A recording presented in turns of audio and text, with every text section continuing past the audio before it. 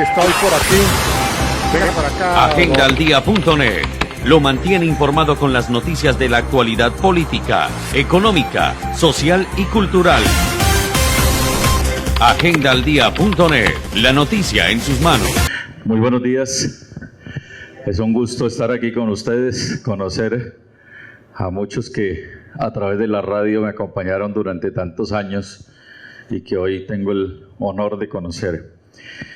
Bueno, pues nos reúne aquí esta iniciativa que es el Referendo Colombia 2019, una iniciativa ciudadana de orden constitucional.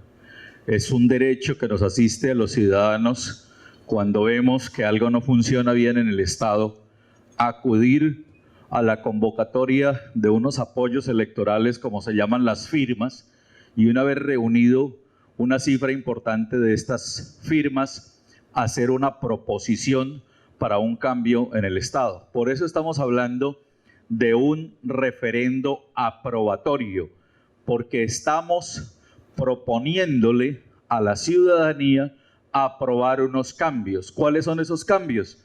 Estamos proponiéndole a la ciudadanía que se reduzca el Congreso de la República de Colombia en 120 curules. Por lo tanto, al hacer esa propuesta, tenemos que reunir una cantidad de firmas y, superando el porcentaje que nos exige la ley, vamos a elecciones y en las elecciones aprobamos esa propuesta. La segunda propuesta es remover a todos los magistrados de las altas cortes, removerlos bajo argumentos sustentados en la profunda corrupción que nos han demostrado las altas cortes. Esa proposición consiste en removerlos a todos, convocar a un concurso de méritos, que sean los nuevos magistrados elegidos por méritos y no porque fueron puestos por un partido, no porque fueron puestos por los carteles, el cartel de la toga, el cartel de la salud, los carteles de la corrupción, los carteles de los desfalcos al Estado, no porque hacen parte de mafias, sino porque sean magistrados con una hoja de vida limpia, que sean honestos, transparentes, que puedan mostrar sus declaraciones de renta al país y no como los que hay actualmente, que muchos de ellos tienen enriquecimiento ilícito. No pueden mostrar sus declaraciones de renta porque no pueden justificar de dónde obtuvieron todos los bienes que hoy poseen. Abogados que en el pasado fueron abogados de la mafia, del narcotráfico, de Pablo Escobar, de los Rodríguez, de Gacha, de muchos de estos narcotraficantes, y hoy en día son magistrados de las altas cortes. Tenemos abogados que en el pasado han defendido a las FARC, han defendido al ELN, han defendido a las autodefensas, han defendido a los más grandes criminales de la historia y hoy son magistrados de las altas cortes. Abogados que fueron los que defendieron los más grandes desfalcos que se han cometido contra la nación. Caso Dragacol, Inverbolsa y muchos otros casos de estos que en el pasado se cometieron contra la nación y fueron abogados que defendieron a estos usurpadores, ladrones de la nación, los han defendido y hoy son magistrados de las altas cortes.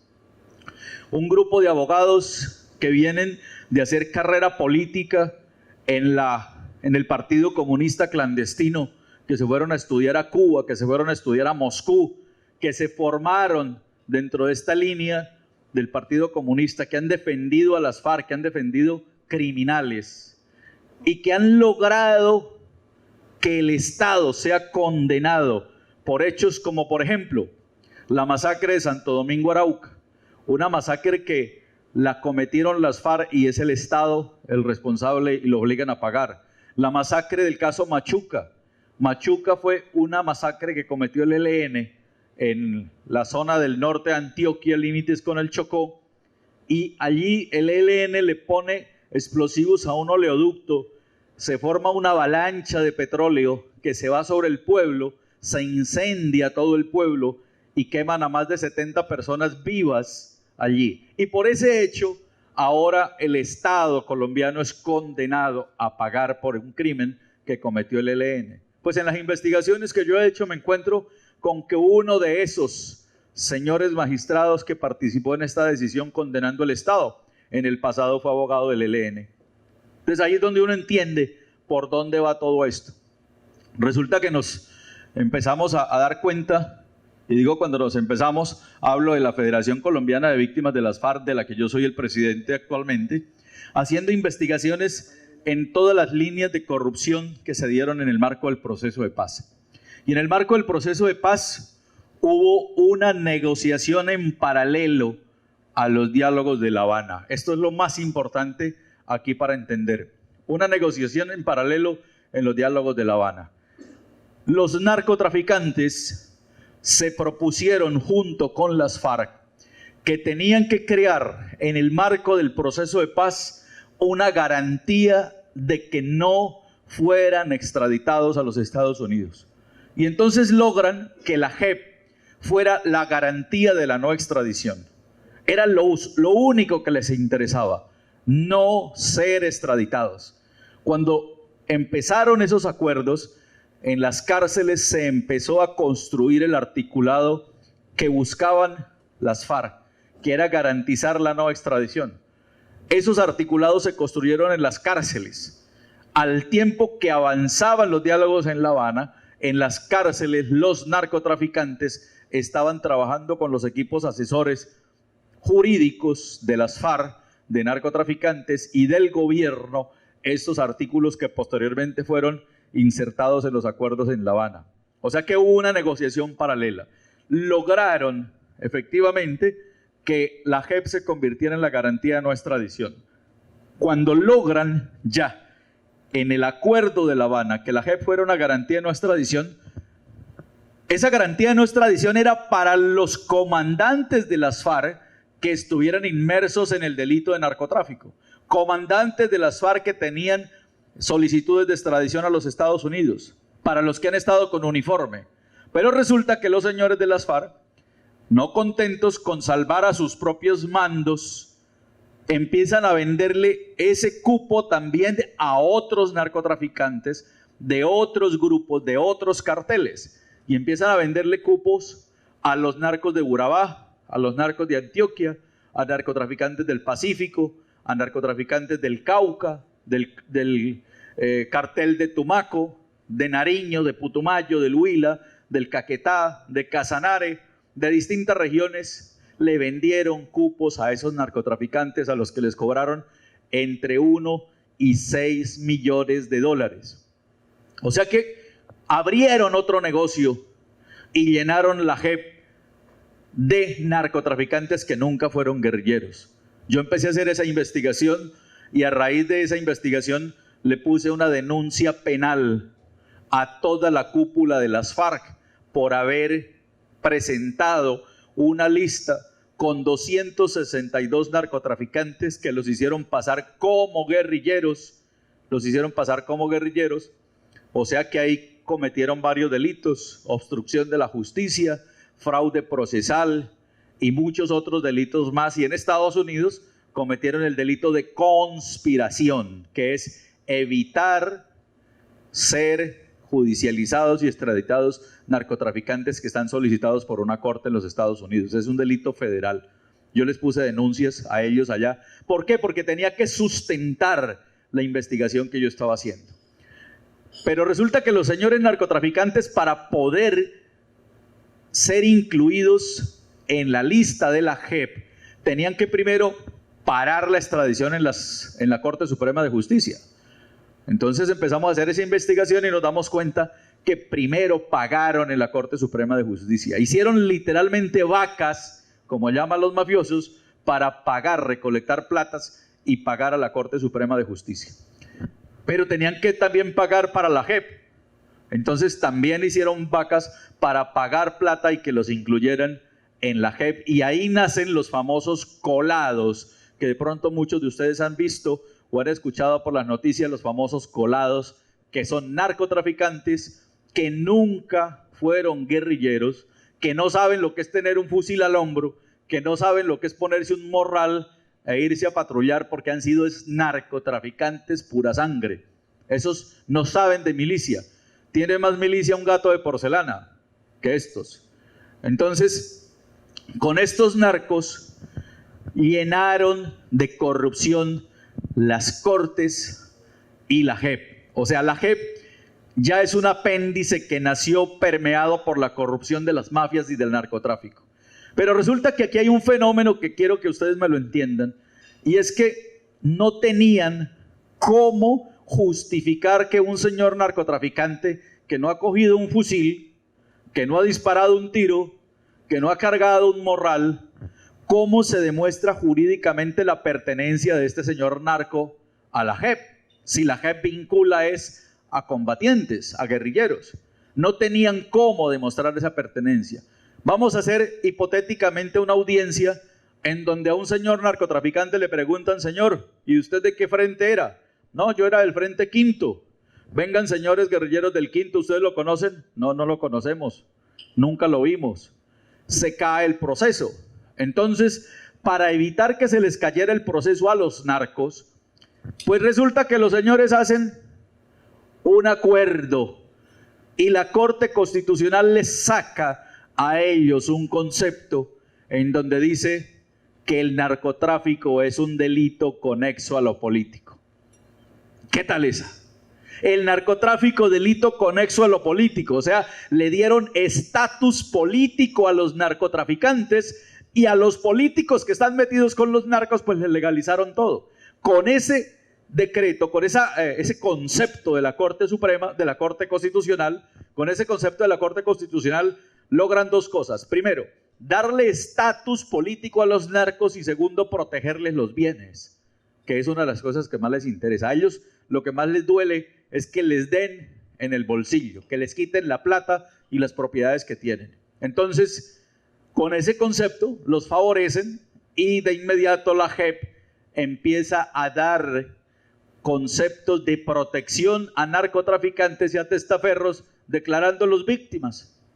Entonces ya tenemos el caso de los Mora Urrea, que son narcotraficantes que le sirven de testaferros a alias Romaña en Cundinamarca, los que les tienen los supermercados, y esos señores fueron ahora declarados víctimas por la JEP.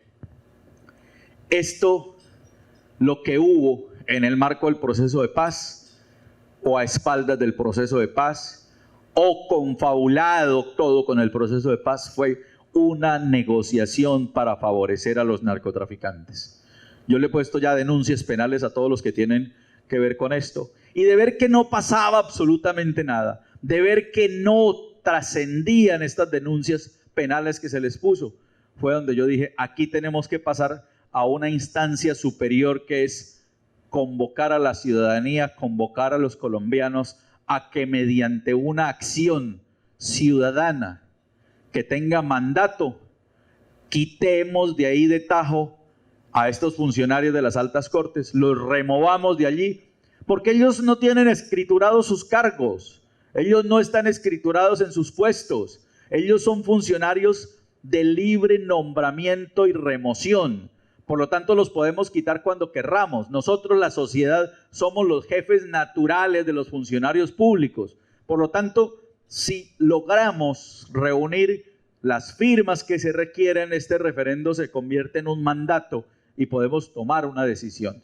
Así que, de ver también la profunda corrupción en el Senado de la República, en el Congreso, un Congreso que a través de la historia ha estado absolutamente permeado por la corrupción, no nos demuestra otra cosa que es un Congreso que está absolutamente permeado por las mafias. Un Congreso que ha estado legislando para el crimen, un Congreso que no ha legislado para la sociedad y mucho menos para las víctimas. Un Congreso que sacó decisiones a favor de quienes han sometido al país al terror y al miedo y al narcotráfico y a las mafias.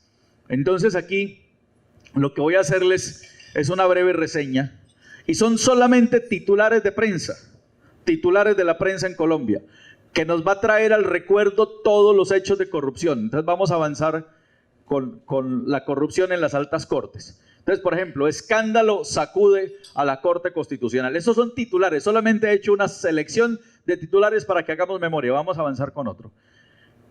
Los 5 estragos que deja el escándalo de la Corte Constitucional. Esto es a nivel de Corte Constitucional. Vamos.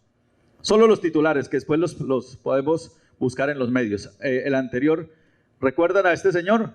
Hay complot entre magistrados y un abogado derrotado, Jorge Pretel. El caso de Pretel, que además ahora apareció con una isla, allá en Islas del Rosario, que es del Estado, es una propiedad del Estado. El tipo fue y usurpó, construyó un hotel y lo está explotando. ¿Vieron la noticia? Eso salió por televisión hace poco. Vamos.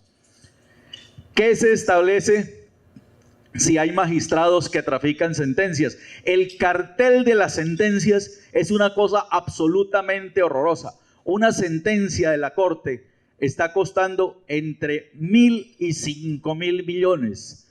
Ningún proceso en las Cortes anda, avanza, si no hay plata de por medio. Es parte de la corrupción en las Cortes. Sigamos. Gobierno pide investigar a fondo denuncias de corrupción en las Cortes. Vamos. ¿Son suficientes las medidas contra la corrupción en la Corte Constitucional? Ninguna, porque no se han tomado. Recordemos que el Estatuto Anticorrupción fue hundido en el Congreso y por lo menos buscaba tomarle algunas medidas hacia la corrupción en las altas cortes. Continuamos. Fiscalía adelanta más de 400 investigaciones por corrupción en la justicia. Adelanta, pero no pasa nada. Sigamos. Los protagonistas del escándalo de corrupción en la justicia, Corte ordena la captura de la representante Aida Merlano. Sigamos. ¿Por qué el Congreso no aprueba las normas contra la corrupción? Pues ¿cómo las van a aprobar si el Congreso es el que postula a los magistrados? Si los magistrados son los jueces naturales del Congreso, o sea, no, están impedidos, no lo pueden hacer porque todos se confabulan de lo mismo. Seguimos. La ley anticorrupción muerta y ellos de parranda. Bueno, ahí está el personaje que todos conocemos. Corrupción en las altas cortes y siguen los detalles de corrupción. Indignación en los presidentes de las altas cortes por caso de corrupción. Los presidentes de las altas cortes. Yo le puse denuncia penal al presidente de la Corte Suprema de Justicia por haber hecho caso omiso al dar la medida de aseguramiento contra Jesús Santrich. El señor tenía que haber emitido la orden de captura contra Santrich.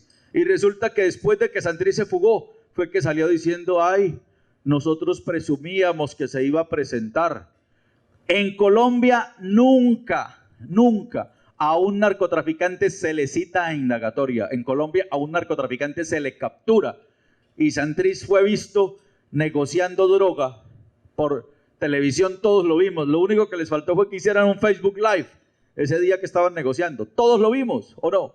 Todos vimos la negociación, hablando de televisores, hablando de hectáreas. O sea, se las daban de los grandes negociantes en clave cuando todo el mundo sabíamos qué estaban haciendo. Seguimos. Este es el listado de los 31 congresistas que están siendo investigados por corrupción. 31 que están siendo investigados. Ojo, 31. Pero resulta que la investigación realmente vincula a más de 80 congresistas vinculados en corrupción, pero le avanzó solo a 31. Seguimos. El lunes llegaría deportado de Estados Unidos el narco colombiano alias Fritanga. Fritanga es uno de los narcotraficantes que ya pagó 8 años de cárcel en Estados Unidos, negoció y ahora viene a pagar cárcel en Colombia. Pues resulta que el señor Fritanga, que quiere llegar a Colombia y quedar en libertad, ahora está proponiendo que él quiere vincularse a la JEP. Este nunca ha cogido ni una escopeta de juguete, este es un narco, no es otra cosa. Y entonces está pidiendo cupo en la JEP. ¿Para qué? Primero, para proteger sus bienes acá. Segundo, para quedar libre en Colombia. Porque ellos, al acogerse a la JEP inmediatamente los pone en libertad. No es otra cosa lo que están buscando. Seguimos. Senador Antonio José Correa es el primer salpicado dentro de la investigación por la mermelada. La mermelada fue lo que les repartió el gobierno anterior para que les aprobara, el gobierno anterior, el Congreso le aprobara todo lo que el gobierno quiso. Seguimos. Narcocongresista. Sala de instrucción de la Corte llama a indagatoria a narcocongresista Jesús Santrich por concierto para delinquir y tráfico de estupefacientes agravado. Con esto no era para que lo llamaran, ojo, a indagatoria, era para que primero lo hubieran capturado, porque es una medida precautelativa garantizar la comparecencia del indiciado ante la justicia. Los que son abogados entienden este tema. Tenían que garantizar la comparecencia de Santrich ante la justicia. A un narco, por tradición de ley en Colombia, no se le cita indagatoria, se le captura. Vamos. Los violadores que son honorables congresistas de Colombia. El señor Carlos Antonio Lozada, conocido con el alias de Tornillo por sus víctimas, especialmente violaba niños, hombres, y hoy en el Congreso la Corporación Rosa Blanca está pidiendo que este señor sea declarado impedido por la Comisión Ética del Senado, porque resulta que está acusado de violaciones sexuales a niños cuando tenían 11, 12, 13 años en las FARC, y resulta que el hombre ahorita da cátedra de violaciones sexuales en el Congreso. Es que más cínicos no pueden ser estos bandidos. Presidenta de la JEP, investigada por omisión de acusaciones de la Cámara de Representantes. La presidenta de la JEP, yo le puse una denuncia penal ante la comisión porque ella omitió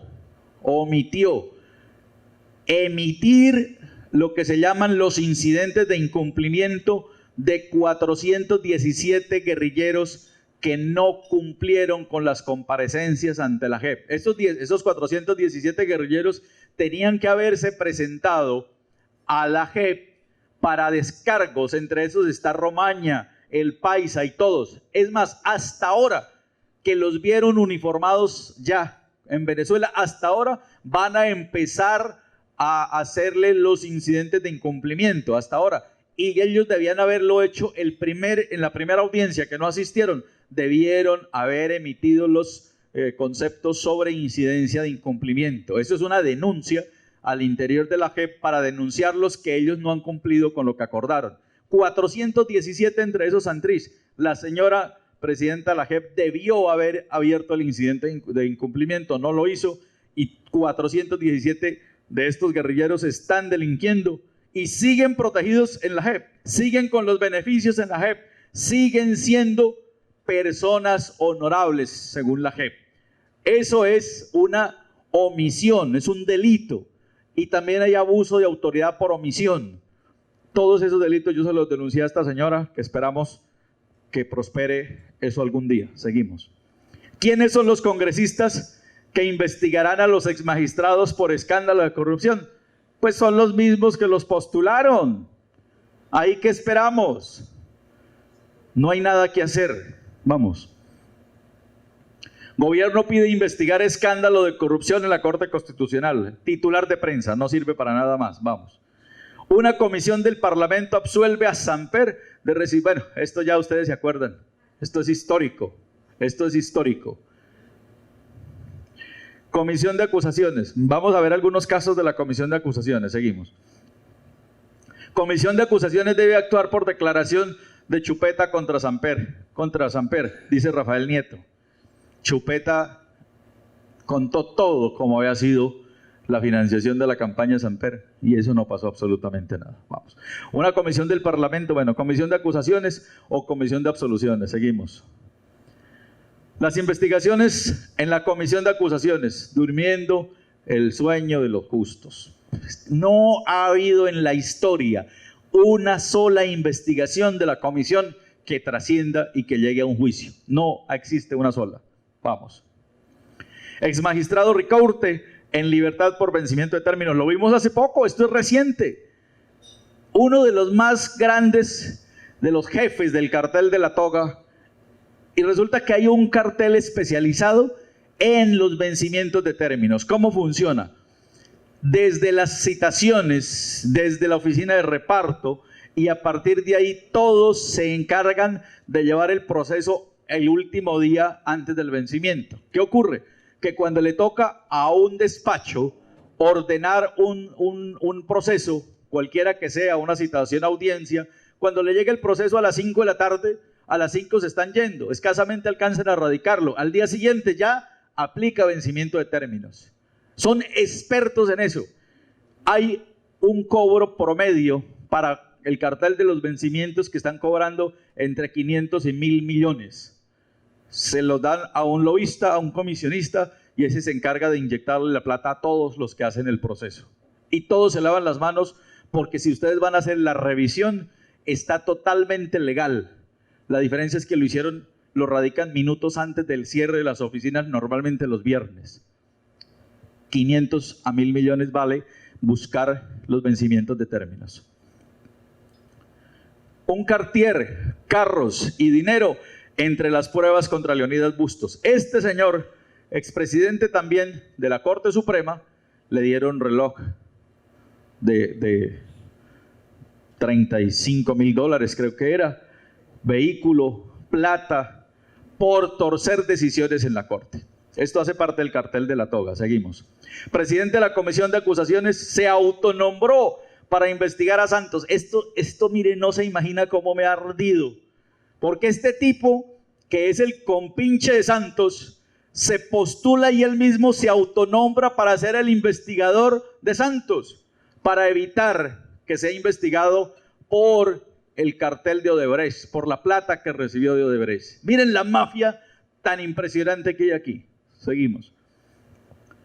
Supersalud denuncia lobby de congresistas para evitar sanción de EPS. La salud, el cartel de la salud, tiene magistrados propios. Por eso nunca avanza una investigación contra los desfalcos en la salud, porque cuando se roban la salud, inmediatamente dejan entre el 30 y el 35% para los magistrados que van a trabajar en esos casos.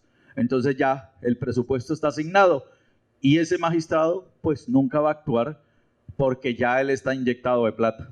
Vamos. Y ahora vamos a conocer algunos detalles de la JEP.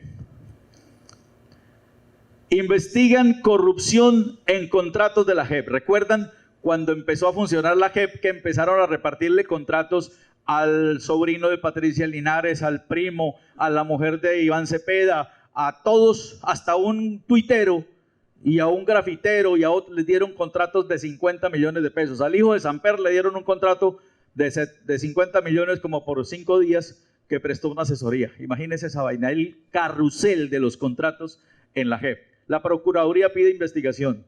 Procuraduría pide revocar inclusión de Álvaro Ashton a la JEP. Este es uno de los que tenía investigaciones y lo postularon y estaban pidiendo la revocatoria. Vamos. Barrida en la JEP. Piden renuncia de 40 fiscales debido a señalamientos de corrupción. 40. Es que ahí debían era sacarlos a todos. Pillaron a Juan Carlos Bermeo, un fiscal de la JEP, que todos lo vimos por televisión cuando recibía la plata y la metía en el bolsillo del saco, ¿recuerdan? Eso salió por televisión. Ese es el único que ha sido grabado, pero más de 40 fiscales están metidos en actos de corrupción. ¿Por qué? Porque recibían plata de los que se estaban colando a la JEP para omitirle las investigaciones, para omitir que las víctimas los identificaran, borrándole los antecedentes para que fueran aceptados en la JEP, o sea, haciendo todo lo que pudiera. Era la feria de la corrupción en la JEP y los han investigado. ¿Y hemos escuchado la noticia que los han sacado? A ninguno, porque esas investigaciones duermen el sueño de los justos. Seguimos. Marlon Marín tramitaba ingreso de colados a la JEP. Este es uno de los que tramitaba ingresos de colados a la JEP, pero todos los mandos de las FARC tramitaban ingresos de colados a la JEP. La DEA identifica al que vende cupos en la JEP. Ese es uno de los que vende cupos en la JEP. pero ahí todos venden cupos en la JEP, todos, absolutamente, todos los de las FARC. Miguel Ceballos, hay que evitar que los colados entren a la JEP. A estas alturas viene a decir, cuando ya están todos allá metidos. Los aceptó la oficina de Jaramillo, Sergio Jaramillo fue la que los aceptó allá. Este ya no tuvo nada que hacer. Seguimos. Gobierno alertó sobre puerta giratoria en la JEP que beneficiaría a los colados. ¿Qué hacían esos de la puerta giratoria, como le llaman? El yo me elijo, tú me eliges, y luego ponen a uno que acepta el colado y luego lo quitan y llega otro. Entonces el que llega dice, ah no, yo no sé, eso ya estaba ahí anteriormente, ese no tengo ni idea qué fue, y se lavan las manos. Seguimos. Los nuevos videos asociados al escándalo del soborno del fiscal de la JEP, el caso de Juan Carlos Bermeo. Seguimos. José Miguel Narváez, condenado por el caso de Jaime Garzón, busca cupo en la JEP. Este señor, que era funcionario de inteligencia del DAS, que participó entregando la información para que mataran a Garzón, ahora pide cupo en la JEP. ¿Qué tienen que hacer estos tipos que ya fueron condenados en Justicia y Paz, que era otro proceso de justicia transicional? Ahora dice el señor José Miguel Narváez que ahora sí va a decir la verdad. Imagínense eso, que ahora sí va a decir la verdad. O sea, eso significa que en Justicia y Paz mintió, por lo tanto incumplió, por lo tanto violó la ley al no decir la verdad plena en la otra jurisdicción. ¿Por qué quiere acogerse a justicia, a la JEP? Pues quiere acogerse a la JEP primero porque quiere quedar en libertad y prometer una verdad que no compete a esta jurisdicción. Por lo tanto, ahí hay fraude, hay delitos y está ofreciendo plata para que lo metan allá. Todo es por dinero. Seguimos. Bueno, Duque avala la extradición de Don Tico Lado en el listado de la JEP. Este es un bandido que ya había pagado $2 millones, pero resulta que los bandidos no denuncian que los estafaron. A mí a ratos me da hasta pesar con esos pobres narcos. Los han estafado los de la JEP, los han estafado en las cortes, los han estafado en todos los juzgados, los estafan y todavía tienen plata para que los sigan estafando. Oiga, es increíble. Y son de un cinismo que pagan y los estafan y los siguen estafando y siguen pagando. Porque ellos a lo que les tienen miedo es a que se los lleven a Estados Unidos a tener una hora de sol allá en una de las cárceles federales. Vamos.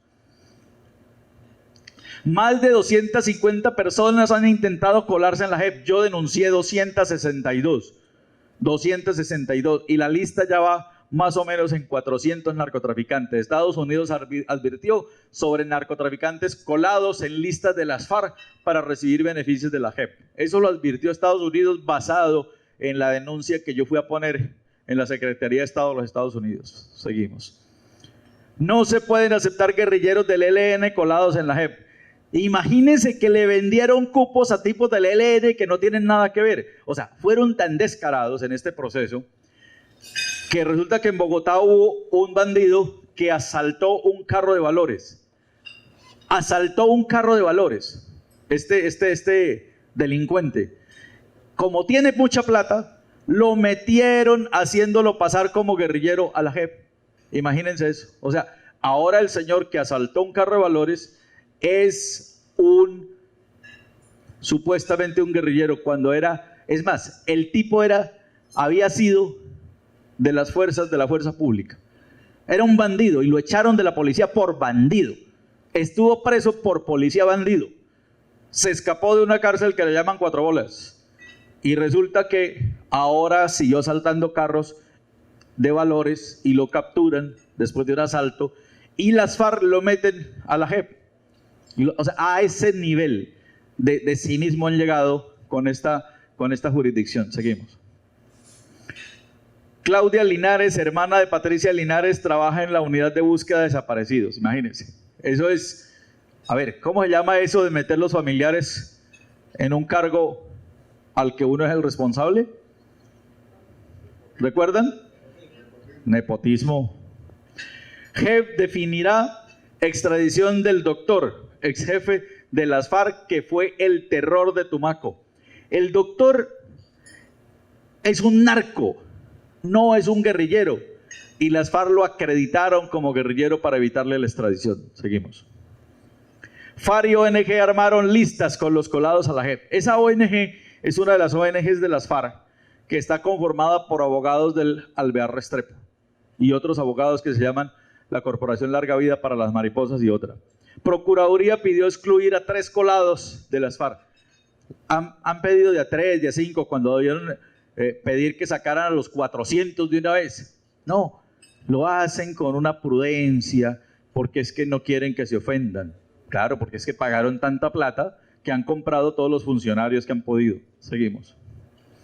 A la cárcel, jueza que habría favorecido a narco colado en la JEP. Bueno, por lo menos una. La pillaron y la metieron a la cárcel. Pero el narco sigue en la JEP. Vamos.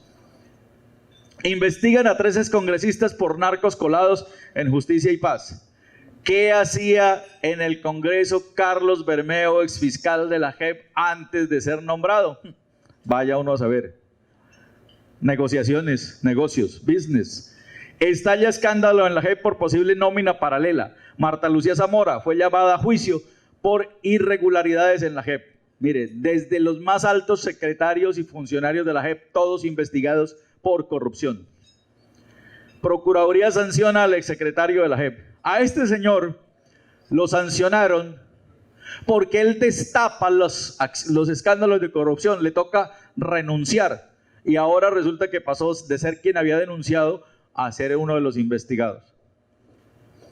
JEP rechaza invitación a debate en el Congreso por caso Santrich. Resulta que la señora magistrada, la señora Patricia Linares, que es la presidenta de la JEP, debe comparecer ante el Senado cuando le hagan citaciones por acción de control político. Pues la señora no asiste porque dice que no, que la JEP no está obligada a rendir cuentas al Congreso bajo citaciones de control político. O sea, ellos ya se creen una corte superior a las demás cortes, incuestionables, que no le rinden cuentas a la sociedad, no le rinden cuentas al Congreso.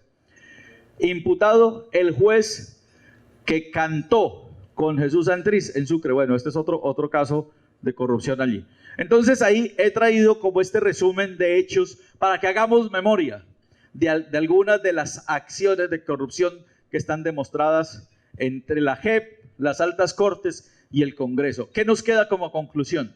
Que tenemos un Congreso absolutamente permeado de corrupción, que tenemos unas altas cortes pasadas por la corrupción y que esa corrupción en las altas cortes nos deja un apéndice corrupto que es la JEP, que la usaron para llenarla de narcotraficantes que lo único que les interesa es evadir la extradición a los Estados Unidos. Entonces, como ciudadanos, no nos queda otra opción que acudir al poder ciudadano, que es el de recolectar firmas para remover esta corrupción en las altas cortes, en el Congreso, en la JEP, pidiendo primero, punto 1, reducir el Congreso en 120 curules. Punto 2, convocar a un concurso de méritos para elegir magistrados. Con los nuevos magistrados, una vez elegidos, se hace el relevo de los magistrados antiguos por los magistrados nuevos. Eso es un relevo de viernes para lunes. No genera ningún traumatismo judicial, ningún vacío institucional, porque una vez elegidos por méritos, se relevan de viernes para lunes y lo mismo pasa en la JEP. Una vez elegida la sala que va a reemplazar la JEP, pues inmediatamente de viernes para lunes, señores de la JEP, usted no vuelve más porque asume la sala que ha sido convocada por el referendo. Esa es la propuesta que estamos haciendo los ciudadanos. Pero aquí hay unos elementos adicionales, y es que quienes hayan cometido crímenes de lesa humanidad no pueden ejercer cargos públicos. Quienes tengan sangre en sus manos no pueden ejercer cargos públicos. Es que no es admisible que quienes sometieron a la mayor degradación y vileza en el terror a las víctimas, a los campesinos, a la gente en las regiones, hoy vengan a legislar como grandes hombres impolutos cuando están literalmente chorreando sangre. No podemos aceptar una cosa de esas. Aquí, adicionalmente, hay una estrategia que busca llevar al país al socialismo. Si analizamos lo que pasó en Venezuela, ¿qué pasó en Venezuela? Les crearon 2 delitos a los venezolanos. Y los 2 delitos que les crearon a través de la corte que puso Chávez fue el delito de incitación al odio y al genocidio. Con ese delito cerraron los medios de comunicación, callaron a periodistas, los encarcelaron y mandaron a todos los opositores al exilio. Pues en Colombia ya nos crearon el delito de incitación al odio y al genocidio por medio de la JEP, que para el año entrante entra en facultades extraordinarias acusando con ese delito a todos los opositores, a los medios y a los periodistas que hemos venido denunciando todo esto. Y el segundo delito es el apoyo al terrorismo. Y el apoyo al terrorismo se lo van a aplicar a los comerciantes, a los empresarios que fueron extorsionados, que por alguna razón, bajo la extorsión de las FARC, tuvieron que darle dinero a las FARC y ahora resulta que ellos mismos van a utilizar este argumento para decir que no fueron extorsionados, sino que los empresarios fueron colaboradores. Por lo tanto, la colaboración con el terrorismo es un delito y hay en una lista más de 17.000 empresarios de Colombia que van en la mira de la JEP. La JEP acaba de sacar un concepto en donde dice que le da un mes a los empresarios para postularse voluntariamente a la JEP. Así que tenemos hoy una decisión en nuestras manos. Yo siempre digo, para donde vamos, vamos mal. Hacia donde nos llevan al abismo de la democracia. Vamos a caer en la misma línea en donde está Venezuela. Tenemos que entender esto. Ya tenemos un ejemplo aquí al lado, nada más cruzando el río, ya sabemos lo que está pasando allá al otro lado. Ya vemos las consecuencias de esa dictadura que ha generado la mayor migración de la historia en Latinoamérica. Ellos vienen ahora por Colombia. Ellos están planeando la toma del poder en Colombia. Esa toma del poder está combinando las diferentes formas de lucha. Y una de esas es la toma de las cortes. Sin una corte ellos no pueden hacer nada. Pero ya saben que están en el paso final, que es la toma de las cortes. Y por eso impusieron una especial que es la JEP. Con la JEP el año entrante adquieren facultades extraordinarias y no podemos hacer nada. Por eso propusimos hacer este referendo, porque estamos justo a tiempo de actuar. Si logramos que se recojan los 11 millones de firmas, vamos a lograr que este referendo se vuelva un mandato ciudadano, y con un mandato ciudadano, como lo dice la ley 1757 de 2015 en el artículo 9, parágrafo primero, el presidente de la República tiene 20 días para iniciar la implementación de lo que haya exigido el referendo.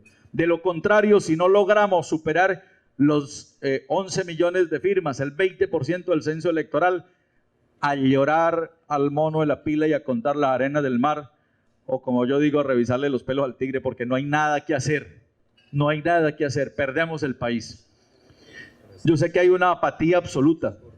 La sociedad está desinformada.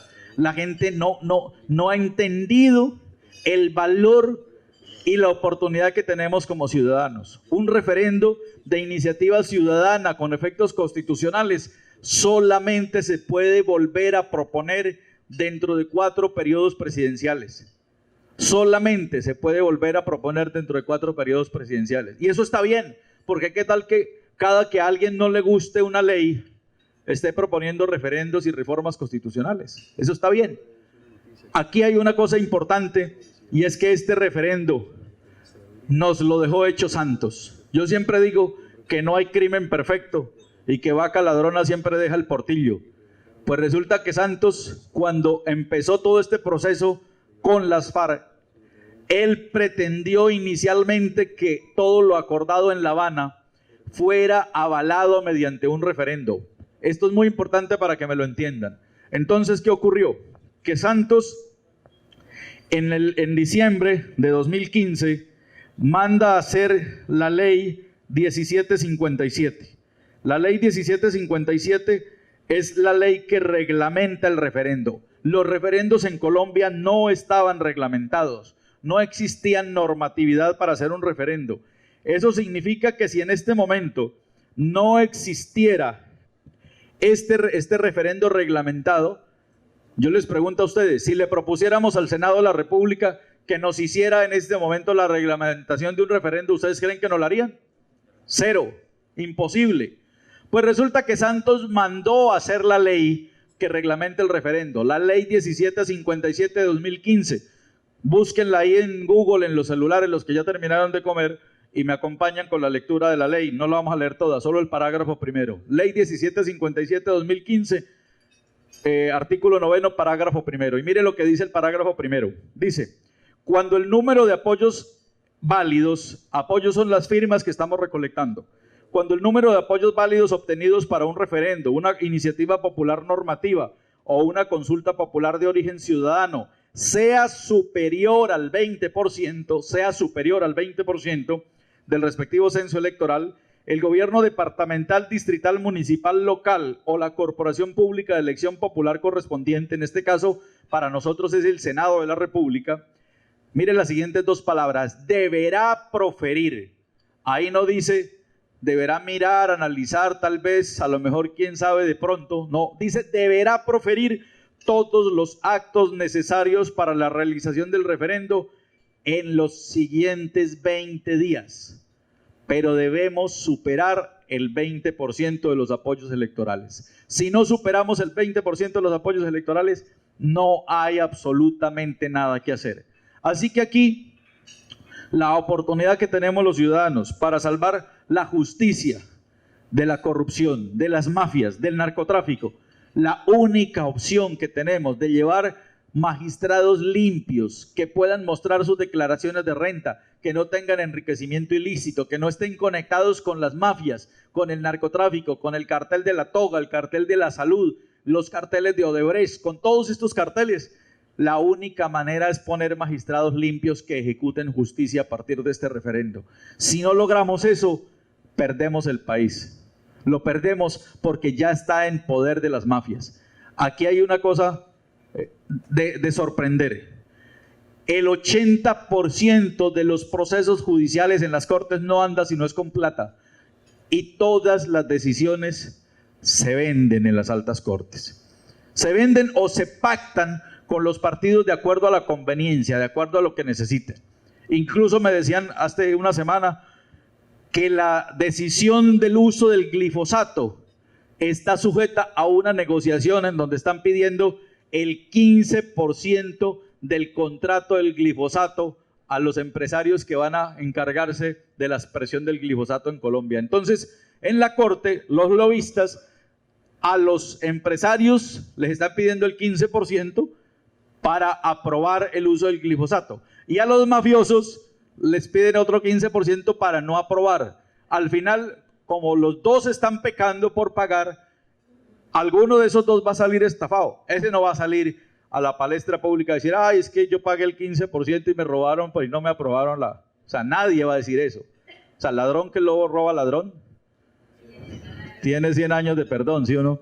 Entonces, todo está manejado de esa manera. Así que tenemos una sola oportunidad y por eso es esta iniciativa ciudadana de hacer un referendo que no puede tener, ojo, no puede tener vínculos políticos.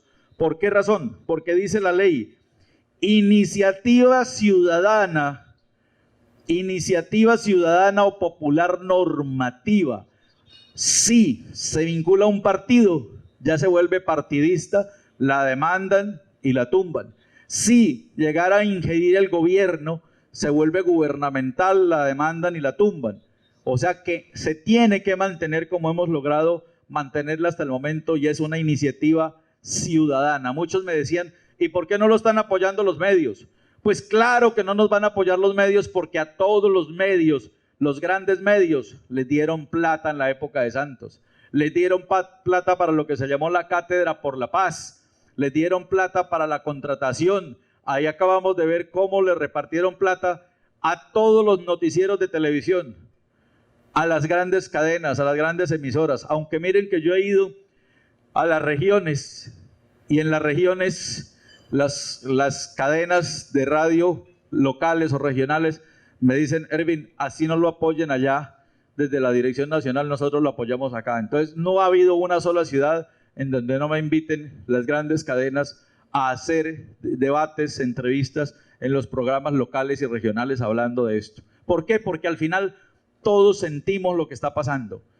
Así no haya una directiva de las grandes cadenas, en todas me han dado espacios para debatir, para exponer y para contar lo que aquí está sucediendo. Yo soy periodista Me cerraron el programa hace un año por orden de Santos y por orden de las FARC. Por eso lo cerraron, porque me puse a la tarea de denunciar todos los crímenes que cometieron e incluso los crímenes durante el proceso de paz. Las violaciones a las niñas, violaciones a niñas campesinas que eran reclutadas, sometidas a violaciones, y después de que las embarazaban, las amarraban a un árbol, a una silla, a un mesón y les hacían abortos forzados. Eso es un crimen de lesa humanidad. Y yo empecé a denunciar eso, y eso no le gustó al señor Iván Márquez, que era en ese momento uno de los panelistas en Caracol. No le gustó a todos los que hacían parte del partido FARC, y como estaba uno de los funcionarios que era el que le manejaba la cartera, la billetera a las FARC en presidencia, llamó a amenazar que si no me sacaban le cortaban el chorro, la cadena, y me sacaron. Pero eso antes fue bueno, porque dejé de trasnochar los fines de semana. Llevaba 27 años y ahora ya duermo los fines de semana. Y eso me dio la idea de decir, bueno, aquí hay que hacer otra cosa. Y yo creo que se cumplen ciclos. Tristemente, yo venía diciendo siempre en el programa que las voces del secuestro se acabarían el día que saliera el último secuestrado en Colombia. Había 738 secuestrados en poder de las FARC cuando inició el proceso de paz. Yo le llevé la lista de esos secuestrados a Sergio Jaramillo, a Humberto de la Calle, a Juan Fernando Cristo y al mismo Juan Manuel Santos. Le entregué la lista de esos secuestrados. Nunca le dijeron nada a las FARC de que liberara a esos secuestrados porque no querían que se pusieran bravos y se levantaran de la mesa. ¡Qué cinismo! ¡Qué crueldad! ¿Cómo sería para estos compatriotas secuestrados ver a su gobierno sentado con los criminales, con sus secuestradores, y saber que nunca exigieron por ellos? Yo hoy digo que Juan Manuel Santos, Sergio Jaramillo, Humberto de la Calle, Juan Fernando Cristo, tienen en su conciencia la responsabilidad de haber permitido que las FARC asesinaran y desaparecieran a más de 738 secuestrados, que eran los últimos que quedaban en cautiverio. Tienen en su conciencia esa responsabilidad. Y yo espero las exhumaciones que se están empezando a hacer, y con los primeros que encontremos probado de que fueron asesinados durante el proceso de paz, después de que les entregamos las listas, los vamos a denunciar penalmente por la responsabilidad que eso implica. Y estamos investigando a los negociadores, porque ya sabemos y tenemos pistas de que hay enriquecimiento ilícito en el marco del proceso de paz, y les vamos a meter una denuncia por enriquecimiento ilícito. Y a magistrados de las altas cortes vamos a denunciarlos ante la UIAF, porque tienen que justificarle al Estado de dónde han adquirido todos los bienes que tienen. Lo tendrán que justificar, y si no, también se van por enriquecimiento ilícito. O sea que llegó el momento de que la ciudadanía, los ciudadanos, tomemos una decisión de ser los auditores de lo que pasa en la justicia y lo que pasa en el Estado. Por eso, este es el comienzo de muchas acciones más que tienen que venir desde el orden ciudadano para reorientar el país. De lo contrario, si no tomamos estas decisiones, perdemos a Colombia. Las mafias, el narcotráfico, la corrupción y sobre todo esa tendencia ideológica que hundió a Venezuela se apodera de todo ello, porque esa tendencia ideológica justamente busca sustentarse con el narcotráfico, busca sustentarse con la corrupción para que nadie pueda denunciar, y a todos los somete en la misma caldera y hunden el país. Lo que viene a continuación no es fácil.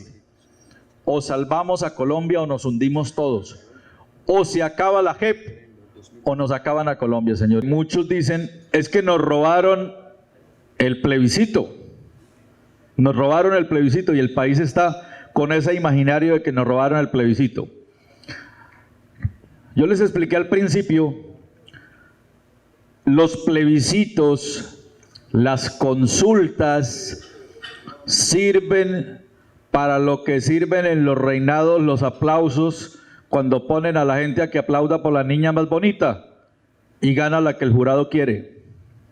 No sirven para nada.